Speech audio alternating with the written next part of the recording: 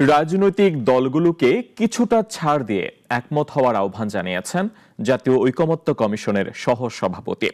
দলগুলোর সাথে বৈঠকে তিনি বলেন, মৌলিক বিষয়গুলোতে দ্রুত একমত হতে পারলে চলতি মাসেই জাতীয় সনদের জায়গায় পৌঁছানো সম্ভব।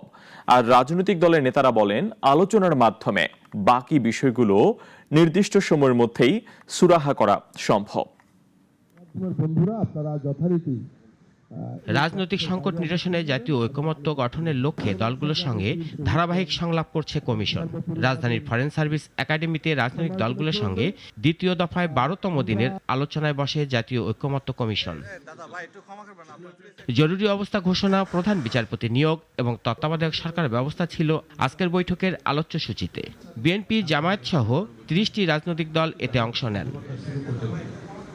কমিশনের সহসভাপতি বলেন, সবাইকে নমনীয় হয়ে ছাড় দিতে হবে, তা না হলে অগ্রসর হওয়া সম্ভব না।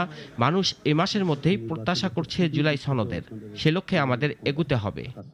একটি জাতীয় সনদে উপনীত হতে হবে, সেটার লক্ষ্য আমাদের 30শে জুলাইয়ের মধ্যে যে কোনো প্রক্রিয়ায়, বড়জোর আমরা 31 তারিখ পর্যন্ত যেতে পারি।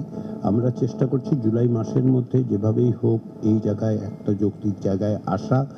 রাজনৈতিক দলগুলোর পক্ষ থেকে বলা হচ্ছে, শতভাগ একমত না হতে পারলেও আজকের আলোচ্য সূচির বেশ কিছু বিষয়ে একমত হয়েছেন তারা। তবে বিএনপির পক্ষ থেকে কিছু ব্যাখ্যা তুলে ধরা হয়েছে। লিডার অফ দি অপোজিশনকে ইনক্লুশন করতে হবে। এখন যদি কোনো কারণে লিডার অফ দি অপোজিশন অনুপস্থিত যদি নিজের থেকে থাকতে চায়, তাহলে সেটার একটা বিধান রাখতে হবে। কিন্তু আর জামায়াত বলছে, জরুরি অবস্থার বিষয়ে তার দল একমত, অন্যান্য বিষয় নিয়ে আলোচনা করেই সমাধান করতে হবে। যে জরুরি অবস্থা তো মেনলি সরকারি দলেরই প্রয়োজন হয় বা সরকারি দলই করতে চায় এককভাবে। আমরা সেখানে বিরোধী দলের কনসেন্টটাকেও ইনক্লুড করার ব্যাপারে আমরা প্রস্তাব করেছিলাম এবং আজকের হাউস সর্বসম্মতিক্রমেই এটাকে অ্যাকসেপ্ট করেছে। অন্যান্য দলগুলো বলছে, মোটামুটি সবাই একমত হচ্ছে আজকের ইস্যুতে, তবে কিছু বিষয় নিয়ে বিভিন্ন দলের দ্বিমত রয়েছে।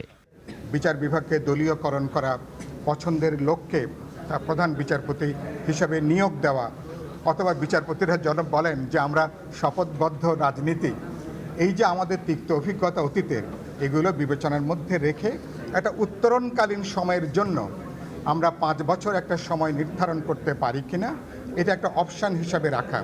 এবং পাশাপাশি আমরা বলেছি বিচারপতি হওয়া এবং প্রধান বিচারপতি হওয়ার যোগ্যতার ব্যাপারে একটা নীতিমালাতে আসা। 30 জুলাইয়ের মধ্যে প্রক্রিয়া শেষ করতে চায় কমিশন। সে লক্ষ্যকে বিবেচনা করে মৌলিক বিষয়গুলোর ব্যাপারে আলোচনা চলছে। সেগুলো নিয়ে দ্রুত ঐকমত্য হলে যৌক্তিক সমাপ্তির টেনে জাতীয় সনদ তৈরি করা সম্ভব হবে বলেও জানানো হয় কমিশনের পক্ষ থেকে। রাশেদুল কাদির, নাগরিক, ঢাকা।